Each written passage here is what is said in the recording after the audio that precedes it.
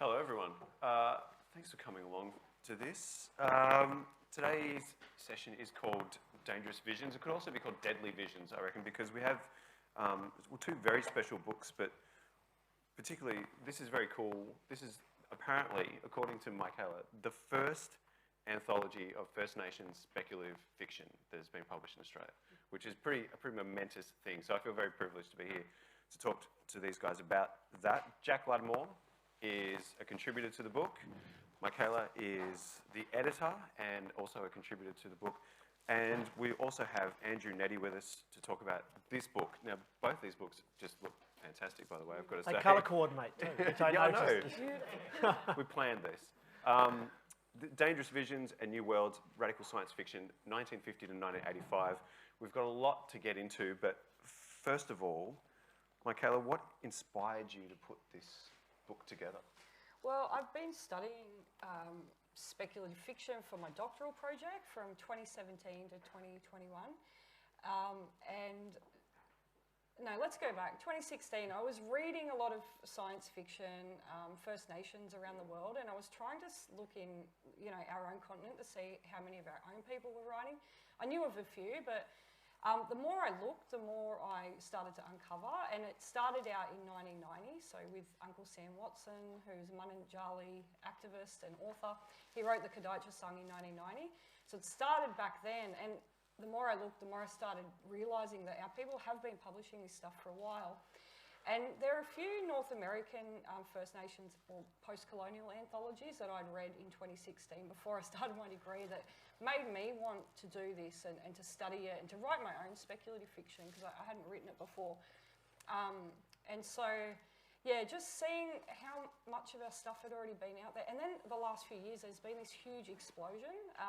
Lots of our, especially younger writers, are thinking about the future, thinking about different speculative fiction devices and how to tell their stories. And I just thought the time was right to have an anthology wherein we could have extracts from some of those seminal works like the Kadaitcha Song and also from Alexis Wright, Archie Weller, Ellen Van Neerven, and then also some of the new ones that hadn't been published before. I just wanted it to exist for our own people.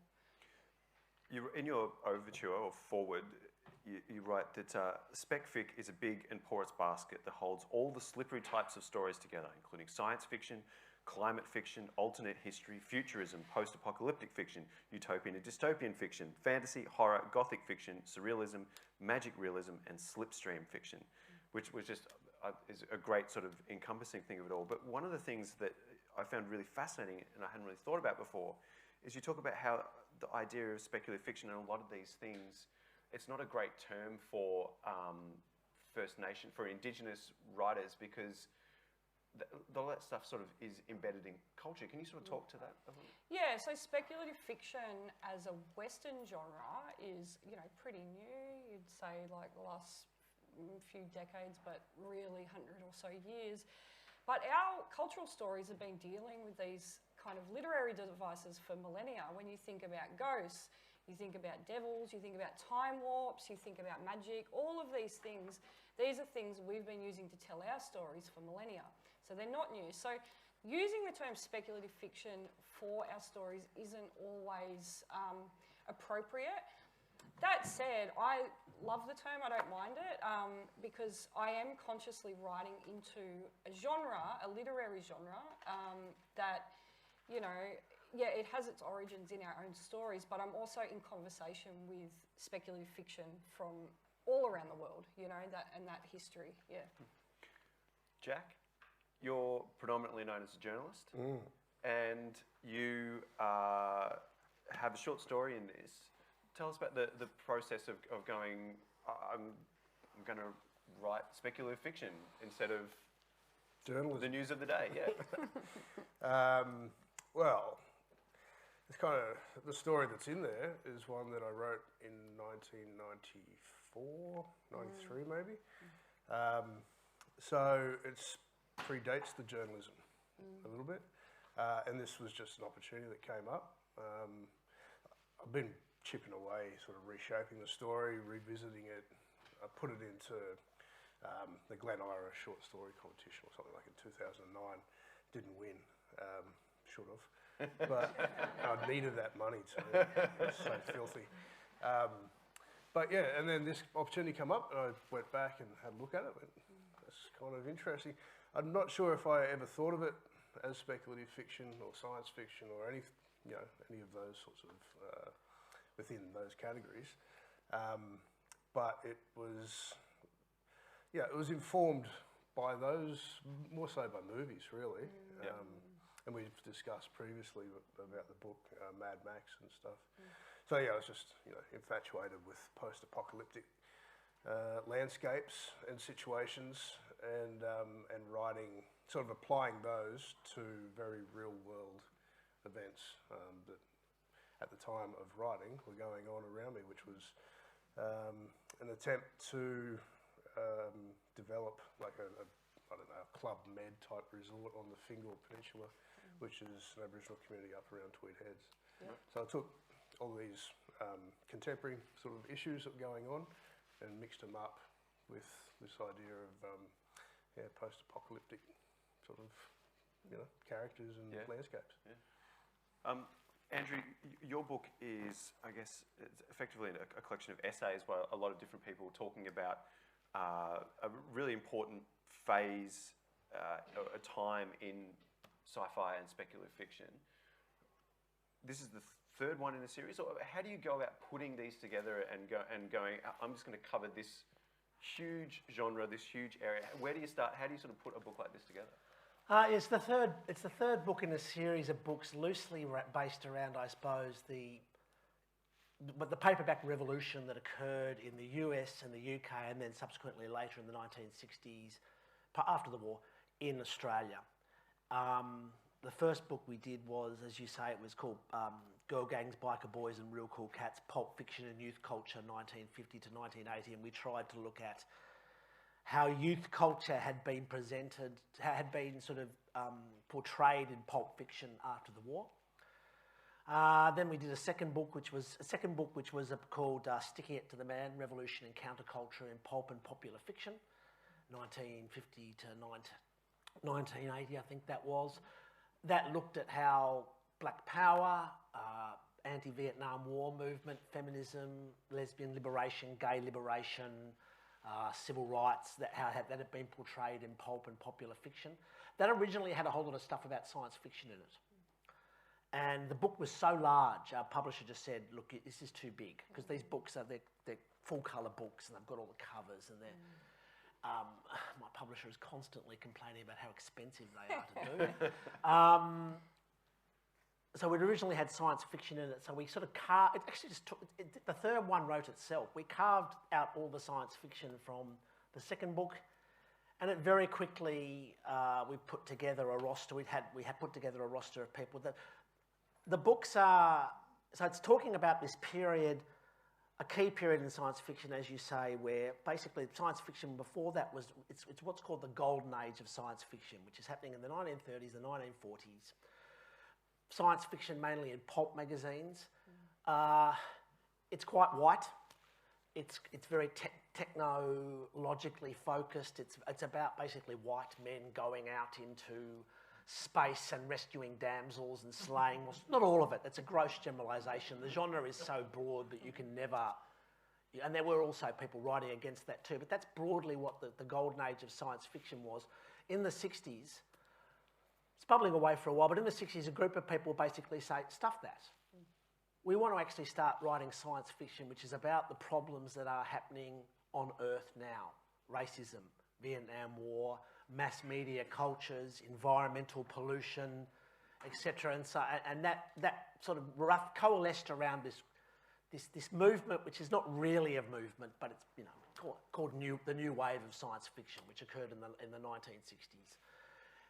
There's a whole lot of really prominent new wave science fiction authors. Many of you would be aware of who they are. That's obvious that they're going to be in the book. But one of the things that we've tried to do in all three books is to include authors and genres that you won't have heard of, or authors that have penned maybe one book which was really good. They've totally been forgotten. There's an essay on basically the intersection between science fiction and pornography. There's all that sort of stuff. So it's just about trying to balance all that out. And To be honest, the book could have been 3 or 4 times longer, and we still wouldn't have included everything that was in there. This is probably a massive question, but do you have a couple of sci-fi or spec fic authors that are just your favourites you go to? Are there ones that you just recommend to people? Or? Oh, there's so many of them. I mean, I was thinking, I thought you'd ask me this. You know? There are so many. I mean, I'm a huge fan of Michael Moorcock. Yep. Who's a British science fiction writer. Who pops up a heap in this because he was editing. He's key because he basically takes over a magazine in the 1960s in England called New Worlds. And he breathes new life into that. He makes it basically an avant-garde science fiction magazine. He attracts all these new writers who are the new wave of science fiction writers. And he's basically like saying, stuff all this golden age stuff. We want to write about politics. We want to write about what's happening in the world. He's a key writer. I haven't read all his books, but I mean, see, I'm just plucking them out. If you're talking about, so Moorcock is a key influence. Samuel Delaney is an absolute core writer because he's an African-American science fiction writer. Talented bugger. Publishes his first book when he's 20 in 1960. And he is one of the earliest black science fiction writers in the US. He also queers science fiction. He also writes this incredibly dense science fiction which focuses on things like sexuality and languages. Oh, look, there's so many. I really like, there's another author we cover in here called Judith Merrill. I don't know if any of you have heard of Judith Merrill. Judith Merrill is this female science fiction writer who's also very active in anti-war and movements, was very active in the anti-Vietnam War movement. She's really interesting because she's writing science fiction which just takes as assumed fact that women will be in space. That women will go into spaceships, and what's it like being a woman being in a spaceship going on a mission to Mars? What's it like working with men in space? And she's writing this stuff in the 1950s and 60s. Quite radical stuff, which, as I say, is radical just because it's just an assumed fact. We're going to be there. You know, space is not male. This science fiction is not male. She's also key because I suppose the key issue, one of the key points, we always go back in history and we look at we take out a key point even if it wasn't really that widely known at the time, but a key point, I think it happens in 1968, Galaxy, I think it's June issue of Galaxy magazine. There's these 2 advertisements, and one is an advertisement of writers, editors and artists who are against the war in Vietnam, and Judith Merrill organises that. And the other is a advertisement for writers who are in favour of the war in Vietnam, supporting America in Vietnam, and that's the ones who are on the anti-Vietnam war. So this is sort of the facing pages in Galaxy magazine. It was quite a controversial issue. The anti-Vietnam war writers are mainly the new wave, that younger, newer wave of people who are writing that newer wave of science fiction. The Vietnamese, the pro-American forces in Vietnam. Authors are mainly your golden age authors, people like Robert Heinlein, people who've been writing much earlier and who had a much, I suppose, what we call hard science fiction, that kind of technological science fiction with a lot of science in it, as opposed to the new wave, which is talking about drugs and sex and religion and inner space and all this sort of stuff. Jack, what about you? Who are some of your favourite sci-fi writers that, you said you were writing your short story back in the 90s. Who were you sort of reading that made you go, oh, cool, I'm going to write a post-apocalyptic thing beyond Mad Max? Well, Victor Kelleher was the one that I carried that book around with me from when I'd come across it, like maybe 12, 13 or something, maybe a bit younger. It would have been younger. But yeah, Taronga. And again, like Mad Max 2 made such impression on me that and I seen it as a kid, Amen. 6 or something like that, and carried that with me. So when I discovered Taronga, in my head it was like an extension of the Mad Max, world. Yeah. I used to cart around my books in a big steel camp sort of chest, so that was in there. carried like at the time that I was writing. So that was one. More recently, Kim Stanley Robinson's stuff. Not so much I do like the climate sort of material that he's writing, but the older stuff. Remember reading Heinlein when I was 16. Starship Troopers, that sort of stuff. And then that movie come out too. Yeah, I love that movie. Complete schmaltz. It was great. Yeah, it was great. Yeah. So yeah, there's a lot that I carry around, but you know, Ralph Ellison, Invisible Man. That's to me that slips back into that total slipstream stuff. Yeah. Yeah, there's a whole bunch of stuff, and like Mykaela said, you know, we carry what is considered spec fiction around as part of our ontology. You know. Yeah. So all those stories that I grew up with, hearing about, you know, the way that landscapes and landforms, you know, came about, the way that, you know, kinship systems, the law that, you know, kind of guides that, that's all tied up in it. So, you know, when I think back to writing that thing, because I was just fresh out of Fingal, just going into uni, and yeah, it was just like all of that was there, and I just went there, and it all came together pretty well. Came off the bat well. Yeah, out of the middle. Yeah, that's right. Mykaela, you've been studying this a lot, so but who were some of the authors that stand out for you that have influenced you? Well, growing up, I didn't read a lot of spec fic. Like, I was always really obsessed with our cultural stories. I used to have this set of cassette tapes that my uncle bought me. They were red, yellow, blue and green, and they were some old fella telling dreaming stories, and I listened to them religiously. I just love the mythic, magical nature of them, you know, and the way he told those stories. But my kind of obsession with weird worlds came mainly from film growing up. I grew up in Tweed, you know, where Jack's story set, which is a great connection there. We didn't have a lot of access to, you know, all this literature. And I don't think I would have really had a doorway into it. But, you know, as I get older and I start to, you know, seek things out and I can think critically about stuff, yeah, I've sought stuff out. But growing up, yeah, the Mad Max films, you know, Terminator, a lot of music too. So I'm a metalhead, listening to heavy metal, power metal, hip hop, a lot of futuristic, weird worlds, a lot of art. That was my kind of beginning obsession with these stories and these worlds, you know, because to me, sometimes the world is the most fun part of the story rather than characters. But yeah, in that period leading up to me studying spec fic and wanting to write my own, I was thinking more critically about specifically Australian futurism. I was thinking about our futures and stories set in the future of Australia, and I made it my mission to seek out every single story set in the future in Australia that featured at least one Aboriginal character. Most of them are written by white people, some by Americans. Most of them are terrible, and most of them are racist. But that's those who include us. Most of us commit genocide on us, and we're not there. And I took issue with Mad Max in that respect, because you've got this story, which I still love, but we're allowed to, you know, critique the stuff we love. And you've got this idea of a post-apocalypse. It's a scarcity world. You've got these gangs fighting each other. There are no living Aboriginal characters in any of those 3 films, or 4 films now. There will be one Aboriginal character in the next film. That's Quaden Bales. He's going to be in it.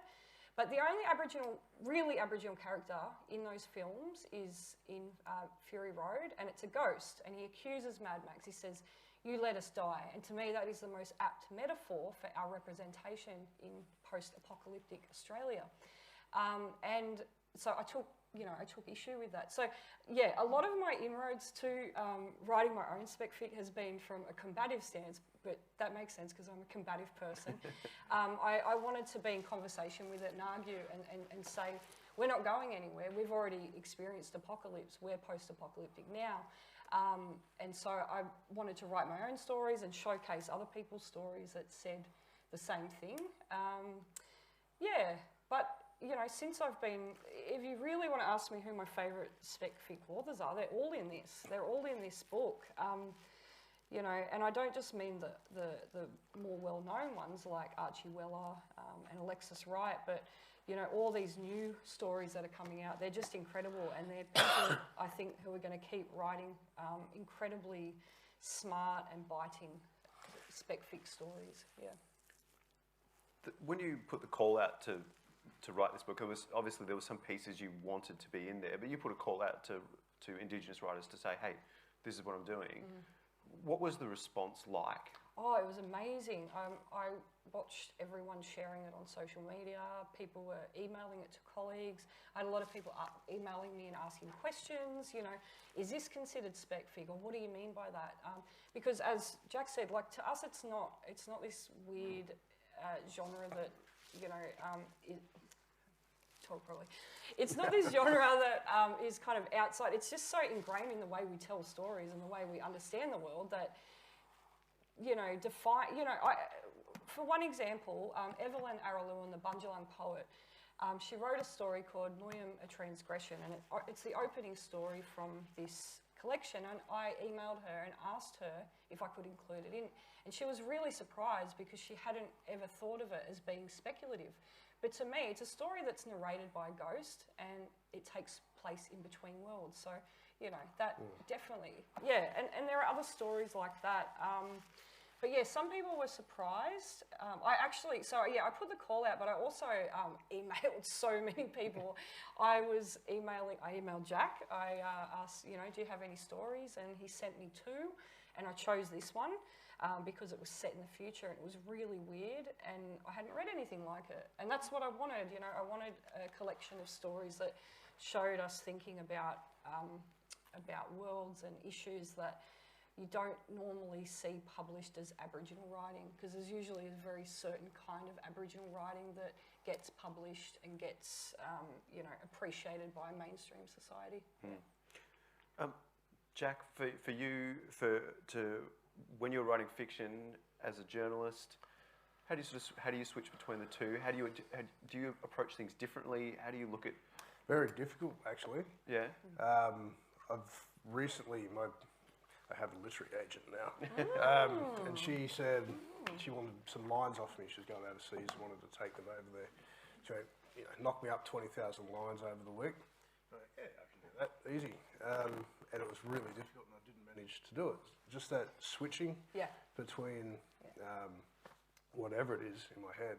It's not so much the discipline or the you know, just the act of telling a story. I can drill that out, but conceptualising what comes in dialogue and just, you know, little aspects like that make it really difficult to switch. So yeah, I don't do it well. But yeah, also as we were saying before, when, you know, people these days come up to talk to me, it's about current affairs, news items and stuff like that. So I don't get to talk about books and writing too much, which, you know, it's always fun to do so, but yeah, it's just a weird thing, because before I was a journalist, I was, you know, writing a lot of short fiction, always chasing after a novel, that sort of thing. Yeah. Do you find it? Well, you said it's difficult, but is it like an outlet to try to write fiction, or is it just something you want to pursue because it's different, or how do you sort of view it? Oh, yeah, it's an outlet to approach big themes. With the journalism, you can take an issue and you can really drill into it. Aboriginal, yeah, this is going to a different sort of area, but the way that black journalists do journalism is completely different approach to the way that white journalists. So there's a little bit of campaigning journalism in everything that you do, so you can drill into an issue, you know, through a news story. But the big themes, you just don't get the scope in terms of the word limit. Word limit. So you know, you turn to some fiction writing to explore, you know, some of those other things that you've learnt in your day job. Yeah. And you can stretch out a bit. Yeah. Andrew, this book focuses on a very specific time period of sci-fi and spec fic. Do you have as much of an interest in what's happening now, and where do you think sci-fi and spec fic is at now? That's an impossible look. I do read. I mean, those authors I mentioned earlier, they weren't my gateway author. I wasn't reading Samuel Delaney when I was 13 years old. I was reading Target Doctor Who books. Yeah, which there is a chapter about. Yes, there is because yes, we do talk about the fact that there were communists writing those Target Doctor Who books for several years in the 1970s, and they were also. So Malcolm Hulke, who was one of the Doctor Who script writers in the 1970s, the Pertwee years, was also a member of the British Communist Party, and was putting things about environmental destruction and all that sort of stuff in his scripts. I was reading Heinlein. I was watching science fiction films and stuff like that. Then in my later teens, I started reading a lot of the science fiction that was in this book. I do read science fiction now, and I read. I try and read some recent science fiction, but I find the field so huge. It's hard to know where to start. It's hard to know. Occasionally, someone will just give me a book and I'll read it. But there's also so much old science fiction I haven't read that I'm fascinated by. That I'm constantly going back to that as well. And one of the things I loved about Mykaela's book was it was not just the sort of current stuff, but looking at introduced to me to a couple of older writers that had penned science fiction, older Aboriginal people that had penned First Nations science fiction, which I'd never heard of, which I thought was fascinating. So I'm constantly going back. I'm fascinated by lost authors and authors that maybe didn't do as well as they shouldn't have done, and authors who penned books that were completely weird or outside the framework that, you know, you look at now and you go, that was really amazing. And how did you sort of do that? Yeah. So that, you know, I mean, it's such a huge field. I mean, the book, if I can just plug, the book is... We're here to plug books. We're here to plug books. The book has been nominated for a Hugo Award. Hey. And that's amazing. And so Worldcon is the World Science Fiction Convention. Yeah. There's a panel we're doing on the book tomorrow.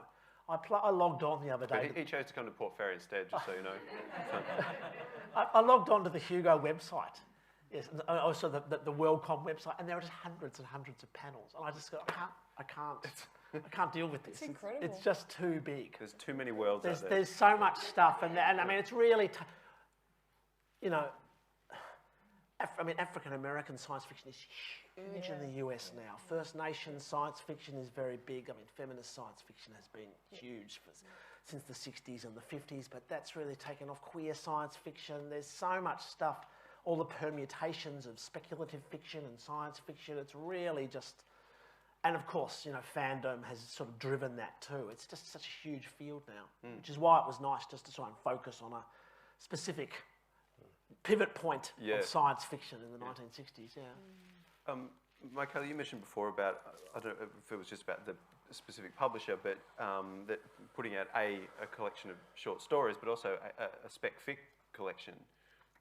That wasn't seen as a widely popular move to make at this point in time. Is that? Yeah, well, we were at the panel earlier.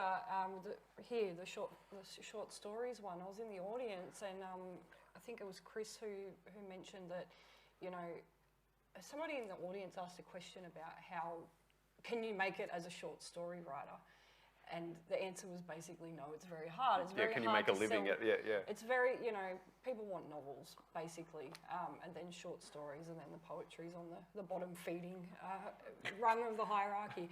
Yeah, so when I approached the publisher, UQP, they don't normally publish speculative fiction.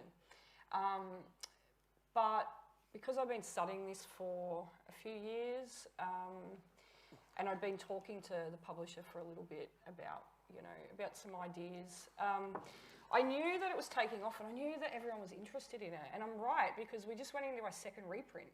And, you know, I was told it would be a hard sell, but yeah, it's not the case. There's a lot of people who have been thirsting for it. I knew it wasn't just in my mind, you know. I'm glad it was confirmed, because I would have had to question my sanity, you know. But yeah, no, it was a bit of a hard sell, but they're very glad that they took it on. I'm very grateful for them. They were great to work with. I had total creative control over who I picked, the editing, all of that, which was really important to me as an Aboriginal editor. I've had some experiences with non-Aboriginal editors before who are very metally and they want to make your voice sound, yeah, you know, they want to make your voice sound not Aboriginal anymore, and they want to, you know, they want to market it towards a non-Aboriginal audience because, you know, non-Aboriginal people are the biggest book buyers in this country. But I was very specific in my call for submissions, which you mentioned earlier, where I wanted this book to be about us and for us, which doesn't mean that no one else can read it. It just means that it's marketed for us. And I think that's the best way for cultural writing, because if people are coming to this book to learn something about us, you're not going to learn anything if it's marketed to you. You know, all you're going to learn is how we can centre you in our writing, and that doesn't really teach you much, does it? But yeah, I've had a really great response to that approach anyway. It didn't surprise me that it was popular. Yeah, me either. Because people in the book world don't know blackfellas. Yes. They think... They know our stories. Well, they know particular aspects or directions of stories, but within the industry, no one's stopped to go, I wonder how, you know, blackfellas tell stories when it isn't for us. Yep. And, you know, when you're growing up, the first thing that you do when you get together with your cousins and stuff is sit down and tell ghost stories. Yes. Ghost stories. Absolutely, But, yes. you know, stories that were just to scare the shit out of each Absolutely, yeah. other. And That's the best they part. go on for 6 hours or something like that. I still remember some stories, and On top of that, though, science fiction publishers, Australian publishers, don't really publish a lot of science fiction. Yeah, so you're not right. only is it First Nation science fiction, but it's also science fiction in general. I think. I mean, you never see science fiction at writers' festivals. You never see it. You never see it reviewed in papers. I mean, admittedly, there's smaller and smaller reviewing space. Yeah. So I mean, there's a whole lot of things there. I think. I mean, there's an interesting question why that is. I mean, as I said, we tried to. This book is based on, about American and British science fiction. We looked for enough Australian stuff to put in it, but that didn't really start to happen until the 80s. So we're really lagging behind in that And stuff. the early stuff was pretty terrible. It was pretty, Pretty racist. Yeah. A lot of it's terrible. Most of it's terrible. Well, most of it's... Actually, there's not a lot of it, too. No, there's not a lot. So what happens after World War II with Australian pulp publishing and popular publishing is because there's import controls on Australian print material, on American and British print materials before World War II, and they're increased during the war. And so basically, because these books aren't being imported in, local variations arise. So westerns are huge, romance books are huge, war books are huge. There's this entire industry of faux American crime fiction, Australians writing American-style crime fiction. Bizarrely enough, science fiction never takes off. There's a few bits and pieces, and as you say, it's pretty parochial, it's quite racist, it's very narrow. Never really takes off. And even the big paperback publishers, they're really...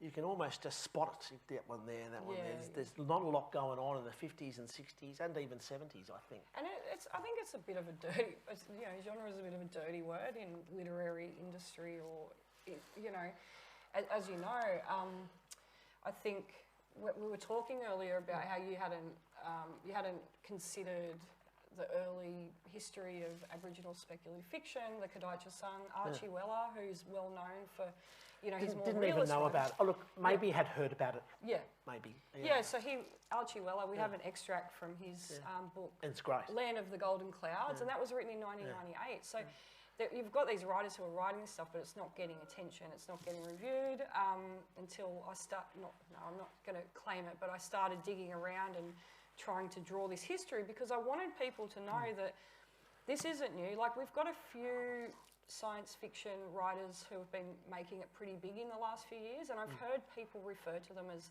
our first Aboriginal science fiction writers, and it's not true. And I think if you're writing into a genre, and especially editing an anthology, you have to situate it in its history, and you have to pay respects to all of those people who paved the way, and that's what I wanted to do by including those extracts in here.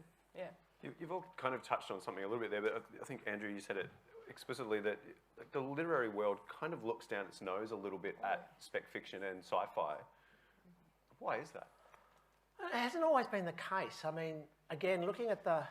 I mean, outside of, like H.G. Wells and Jules Verne Yeah, and no, that sure. early Well, sort of... I don't know. I mean, certainly there's a point in the 60s, and you can actually pinpoint it, 1968, 2001: A Space Odyssey, Planet of the Apes, Barbarella. 3 massively successful Hollywood science fiction films. That really rehabilitates science fiction from what's seen as a pulp. It takes it from the B grade, certainly as B grade Yeah, films. so it's now an A grade thing, and so filmmakers want to make the films, which is why there's this slew of science fiction films. Also, special effects is catching up and things like that. There's this slew of science fiction films in the 1970s. Science fiction is big publication bucks. There's stuff like that. So that's also happening. That moves into the 80s. Yeah, I wonder. That doesn't really answer the question why Australian publishers don't really pay much attention to science fiction. Well, I think they are now. Like they're starting. They're starting to. Do you think it's changing? Well, yeah, because you look at, like, I'm going to use Alexis Wright as an example. So her incredible work, Planes of Promise, Carpentaria, set in the kind of here and now. Still got those kind of magic realism elements. But when she wrote the Swan book, which is set a few hundred years into the future, that's a pretty big departure to writing in the here and now, but it is absolutely speculative. She was thinking about all these things like the extension of the Northern Territory intervention, ridiculously racist government policies, climate change, all of these things are projecting into the future. And it won, the ASL gold medal. So it's not, I don't think it's totally being sidelined now, but I think, Alexis Wright could write anything and it would be amazing, but she wrote this futuristic book. Ellen Van Neerven, another incredible award-winning writer who wrote, there's an extract of Water, a novella that is in their award-winning collection, Heat and Light. That's a futuristic story. So, I don't know. I think it's getting better, maybe. And also, in Australia, for most of the post-war period, for at least the two decades after World War II, getting published in the UK. Yeah. Or being published by a local pulp publisher like Horwitz, which was seen as a really sort of retrograde, low sort of thing. You're being published by this pulp publisher. Yep. And that's genre. I was at the crime panel just before, and they talked about how crime writers don't even get invited to a lot of the literary festivals as well, but sci-fi writers are probably in that same bunch, particularly in Australia. Any genre, even romance, any kind of genre fiction that isn't, you can write genre fiction that's also literary, so you can kind of straddle those boundaries, but generally speaking, we don't... That's good. Can I write that down? Don't quote me though. We don't, I don't know, but I do think it's changing because, those genres can be collapsed, and they are being collapsed, and often that's where the most interesting writing happens, I think. Yeah. Collapsing between, different things. We're thinking about different ideas and how they can move together. I've been saving perhaps the most difficult questions for last. What makes good sci-fi writing and what makes bad sci-fi writing? I'll let you guys go first because I have opinions. You're an editor of a book. I you know, have to know. I have opinions, exactly. Well, I want your opinions. Well, I'll let you go first. All right, Jack, do you want to go first? Because you've written across a lot of things, and I mean... For me, it's whether it's issue-based and relevant issue-based. I don't mind fantasy, but I don't go to fantasy. Like, if I'm hungover and the book's sitting there, I'll flick through it. It's your hungover genre. Yeah. Because you want to escape your body. Exactly, yeah. But, if there's something that's meaty, it's always tackling an issue, not directly, not, that polemic sort of thing, but it's dealing with relevant issues. Because that's where sci-fi's strength has been even before the 50s, from the 50s onwards particularly, to look at an issue and go, here's a way we can explore it in a way that people don't think we're actually exploring issues. Yeah, well, that's why the Kim Stanley Robinson stuff, I just like that guy as a writer, but also his climate catastrophe stuff. I'm fascinated by it, I don't think it's the best material, best books that he's got out there, but I'm fascinated by it. And also, I don't know if you know the name of it, but there's a guy that essentially wrote, I think Melbourne flooded at the time. So it was like maybe 30, 40 years, maybe further back than that. There was this sci-fi set book, catastrophe sci-fi set in Melbourne, and it floods. And then you got Kim Stanley Robinson writing essentially the same thing of New York decades and decades later. Right. You know that one? No, that is completely. I'd have to. Yeah, I'll have to Google flooding Melbourne 40 Yeah, years yeah. ago I can't science think of fiction the novel. name. Yeah. I'm terrible with names, but details. Well, you've just edited a book. You've read a lot of the stuff that's in there. What makes good and bad sci-fi? I don't think that my definition of what makes good or bad sci-fi is my definition of what makes good or bad anything, frankly. I mean, bit of meat. I like the politics. Yeah. Good writing. Don't be bloody boring. I probably, and don't be too worthy. I like stuff that's ambiguous. You know, I like it. I like material that is dealing with complexities, complex characters. You know, that's what a lot of the books in here are about.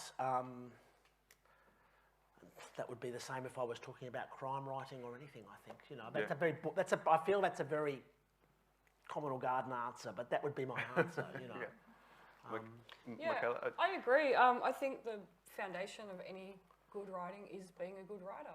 Some of my favourite speculative writers are just brilliant writers in their own right. Alexis Wright, Ursula K. Le Guin.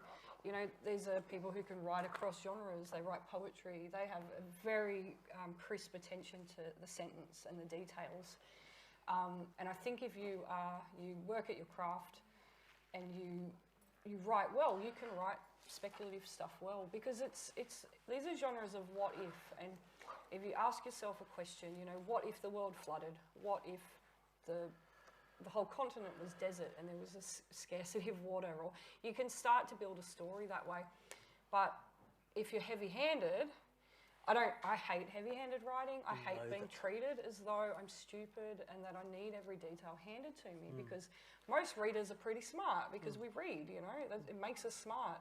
And when writers treat you like you're stupid or you don't know how to read, I think it's really insulting. And there are quite a few books out there like that, and they make me cringe and I find them hard to read. They're usually my do not finish pile. Do you think that's also a marketing thing? Because I mean, we're actually moving off the topic a little bit, I think, but I hate being told when I pick up a book what I'm going to get when I write it, when I read it. I really dislike that. This is a book about misogyny. This is a book about this. This is a book about because that. most good books are about so many things. I mean, science fiction's been dealing with that. Crime fiction's been dealing with it. I don't need you to tell me that. I can figure that out. And I might also get a whole lot of other things from the book as well. But also, I think the book itself, I mean, maybe I'll read a blurb or whatever, but yeah, if a story is, I can tell if a story is written for me or if it's written for other people. When I'm specifically talking about Aboriginal writing, because as an Aboriginal reader, there isn't a lot of writing that is for me, you know. A lot of writing, even a lot of Aboriginal writing, is catered for a white audience. And I don't like it because it's not thinking about the fact that I might already know this stuff or, anyway, I have big feelings about that. But to me, the best speculative writing is building an incredible world. Like, I love being in a different world. I love the textures of it, the tones, the food, how they speak to each other, and social structures. You know, I don't want to read a version of dystopian capitalism set a few hundred years in the future. We're living it now. Come on, give us something different. I love that. There you go. Or different. I mean, there's one of the authors in here that actually we don't focus on a lot, but if we ever did another book, I would really like to do something. There's a guy called Barry Malzberg. And Malzberg had this whole thing about the space race and how corrupt it was. And he's got all these. He wrote a whole lot of fascinating novels. They're not huge, they're not long novels, about the sort of link between the space race, the American space race, and the military-industrial complex and what it's done, what it's doing to astronauts. There's this terrific book that he wrote, and if you just bear with me, which is all about basically this astronaut coming back from space from this mission, and the other people who were on the mission with him basically have disappeared, and then so they're trying to, and there's all this pressure to portray us, NASA in a positive light. So they're trying to figure out what's gone wrong with the mission, and it's unclear. Has this guy gone insane? Did he murder his co-astronauts? Is the pressure of this sort of capitalist hyper space race industrial complex sort of destroyed his mind?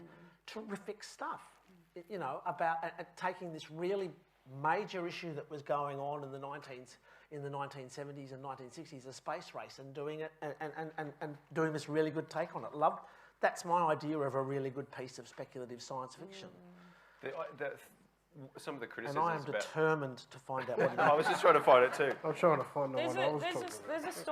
There's a story in here that it's set like it's a post-apocalyptic story. It's set after a big fire, but it's also a ghost story. And so to me, that's a really interesting collapsing of those two genres that creates something that's bigger than the sum of its parts, You've got this, post-apocalyptic climate fiction, but also ghosts. So, And ghosts, yeah. It's very interesting. Beyond Apollo, 1974. That's what it's called. Beyond Apollo. Great novel. Cool. He can sleep tonight. Yeah. Okay. We've got 10 minutes left. Are there questions from the floor? Otherwise, I'm just going to keep asking difficult, silly questions. But does anyone have a question? No, it's because we've covered literally everything. Yes, Chris. I've just been listening to a few podcasts and radio plays of late, and some of them older ones, some of them fresher ones. I'm just wondering, like science fiction, particularly because it revolves around technology. I'm wondering how the fans consume it. Are they more likely to be reading ebooks than published books because they're into tech, and then crossover with like audio and video stuff? The different modes of storytelling. I'm just wondering what the trends might be. I don't know. I would imagine that, the more different kinds of modes of storytelling and accessing stories open up, the more people will access those. Audio books are huge, and I think they're great, and I think it is reading, reading and listening to an audio book is reading. But yeah, I don't really know. I think I think it's like consuming any books. I mean, I think there is a lot more electronic consumption of science fiction, is my understanding. I think what's happening too is people are doing things like they're putting their books, they're writing. I think this has always happened, but it seems to be happening a lot with speculative fiction at the moment, that people have a blog. They publish part of the story every week on the blog, and it'll get picked up by a publisher eventually or something like that. That's happening quite a lot too. I know that's always been bubbling around, but I think that's happening much more in science fiction now. It's like a new version of the whole thing of serializing stories in newspapers. Yeah, self-publishing is also happening a lot more in science fiction. I think that used to be a dirty word, but Michael has single-handedly rehabilitated self-publishing across the globe. Or is he the exception that proves the rule? Michael Winkler. Well, I don't know. That's an interesting question. Any other questions? Yes.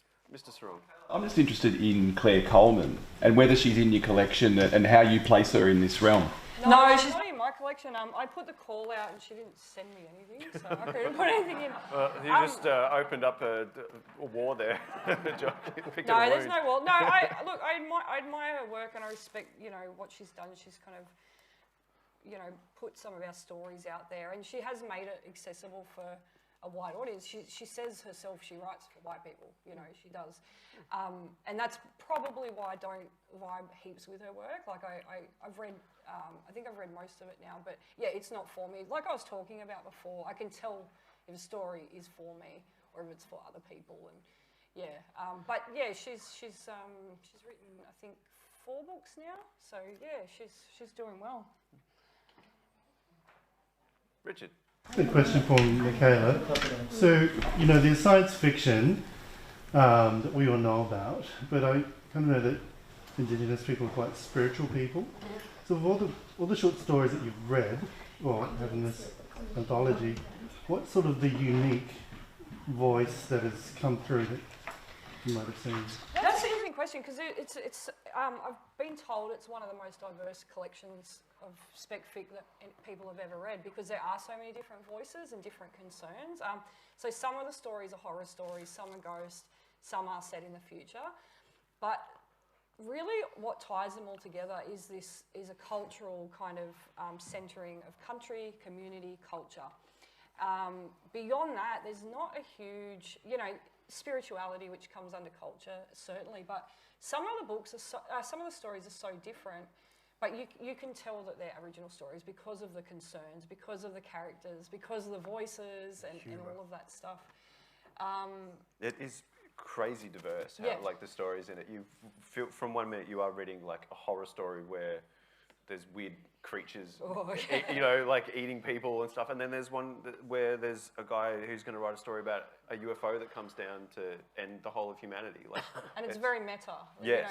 These stories are very clever. But I don't know how well I answer that. But yeah, they are very they're very cultural, but not in the way you would normally expect. Yeah. Just on that, you said that this is geared particularly towards Indigenous readers. Yeah. Do you know, have you had any sort of feedback about whether there's lots of white people reading it or whether there's lots of... Oh, heaps, yeah. Must be white Yeah. people reading it. Yeah, it is mostly white people. Yeah, absolutely. But I knew that would be the case because if, it's just the market and the country that we live in. But when I say, we're creating this for us, it does, if you imagine us around a campfire and we're telling our stories, but everyone's allowed to listen in. And I think that's the best way that, white Australia can learn from us, rather than us going and making it palatable or making it, clipping the wings off it so people can understand it a bit better. Yep. But yeah, I've had a lot of really great feedback. We've had a lot of great reviews. Some of my favourite reviews have been from, First Nations reviewers who don't normally like spec fic or they don't read it a lot, but also some really nerdy white sci-fi reviewers who just loved what I was doing, and I really appreciate that, because they're the two markets really. I know people have bought the book and they're not normally into sci-fi or spec fic, and they don't normally read a lot of Aboriginal writing, and it doesn't really gel for them, and that's fine because we can't write for everyone otherwise. Yeah. Yes, Lou. Oh. Thank you guys so much. I just dropped in. I didn't know the genre and anything, but I'm a teacher, and I'm wondering. I've actually been teaching in Kenya for a while, and so it's interesting, thinking about your social location, being a white teacher in post-colonial Kenya, coming back to Australia and having all these amazing people talk about great things. How do we include more of these stories, more diverse stories, Indigenous stories for kids in schools so that kids see themselves in stories? How do we know where to find the stories? I mean, obviously, when you're white, but also just being more thoughtful about how to have conversations and make sure those stories are accessible to kids who need to see themselves in stories. It's early days. Well, no, this book has teacher's notes, so you can access them from the UQP website. There's an incredible Wiradjuri teacher, her name's Kara Ship, and she read the book so beautifully and carefully, and she wrote teacher's notes because she also wanted it to be accessible to teachers so that they could, obviously some of the stories aren't quite suitable for younger audience, but all Aboriginal kids love ghost stories, so I think some of these stories would be a real hit. There's a book called Growing Up Aboriginal, which... in Australia. Yeah, in Australia, which is... Edited by Anita Heiss. And it was phenomenal sales. And I think it's in the curriculum now in New South Wales. It's weird when you think about it because it should have happened at least a decade ago and a lot further back as well. But yeah, that's only really recent, so it's no surprise that this one is in there as well. Yeah. Go in there as well. Yeah. But yeah, getting those stories, I agree. It's important for blackfellas in there to see the representation, but also... Yeah, because we didn't see any growing up, did we? No. Actually, going back to Mad Max, the feral kid... He's not Aboriginal. We talked about this. He's coded as Aboriginal because he runs around wild and he's got a boomerang. But the actor's name is Emil Minty, and he's white. He has identified as Wiradjuri now. Yeah, but did he grow up? Don't know. Yeah, he's. Don't know. I don't want to be the identity police. I do sometimes. Look, I remember reading about, because I wrote a bit in my thesis about Mad Max and representation and all of that stuff, and the only Aboriginal character is David Gulpilil as that ghost. In the fourth And one. there's other, you've got Tina Turner, you've got some of the wives and stuff, and they're brown people, but they're not Aboriginal. And even at that time, he wasn't Aboriginal, so we can't say that he was an Aboriginal actor, can we? Had a boomerang. Anyone can get a This is the conversation that's going to happen at the pub later tonight that I really want to be part of. I think we've got time for maybe one more quick question from the floor. Anyone? Going once? Yes. Andrew, what will be the next instance of... I assume you'll be working on a fifth instalment. I imagine. Sorry, my apologies. What are you looking at for the next one? Well, we weren't originally, because myself and my co-editor, we did 3 books, and we thought that was the relationship. Yep. No, it was like, it was good. Trilogy, it good, it worked. Yeah. I think we need a break, but this is done very well, the best of the 3 of them, and we really enjoyed putting it together. So now I'm actually starting, I was talking to him the other day, we really should do... We should do a Dangerous Visions and New Worlds 2. We won't call it that, but we can actually include movies, television. It'd be great to sort of shift the date to 1990, so we could have. We could have a chapter on the last 30 years on Kadaitcha, with a focus on Kadaitcha Sung. That would be terrific. I can do that. That's potentially. I think the publisher will be keen to do another one of these, because this is done well. And it's such a beautiful book, and I just want to shout out to did we all not come to science fiction because of the amazing visuals and art and those worlds, Yes. And I love seeing all the artwork in your book, and obviously our cover is amazing, the best cover in the world. And another thing that we didn't do in this book, which again we just didn't have the space to do it, was we could have actually had a really good article on the cover artists, because those cover art, as you say, those science fiction cover artists, they're influenced by surrealism, by the New Age, by psychedelics, by Eastern mysticism, by pulp fiction. There's this. This next book writes itself. You've already got all the. Oh, look, it does. No, I could just go and bang, bang, bang, bang, bang, bang, bang. We didn't have anything on Harlan Ellison in great detail. It would have been really important. Anyway, there's definitely another book. I love when a writing panel, when a book comes out of a writing panel. So I think that's the best thing you can achieve. So thank you everyone for coming along. Thank you to our panelists.